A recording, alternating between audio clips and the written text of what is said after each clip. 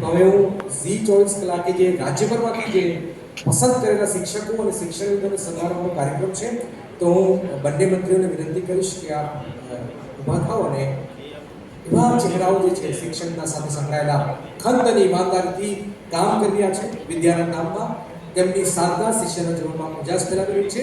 તો તાળીઓના ગડગડાટથી આપણે તમામ લોકોને વધાવીશું. તો સૌથી પહેલા શ્રી ચંદ્રેશ ગોરી સાહેબને બોલાવીશ કે જે મુખ્ય શિક્ષક છે બાટલા પ્રાથમિક શાળા તાલુકો સાવરકુંડલા અમરેલીથી આવ્યા છે અને શિક્ષક છે. ભારતની 20 ભાષાઓમાં તાળીઓના ગડગડા સાથે ભારતની 20 ભાષાઓમાં જાણતા શિક્ષક ચંદ્રેશ ગોરી સાહેબ પોતાની સ્કૂલમાં બાળકોને ગીત સંગીત વિવિધ પ્રવૃત્તિઓની મદદથી શિક્ષણ આપે છે.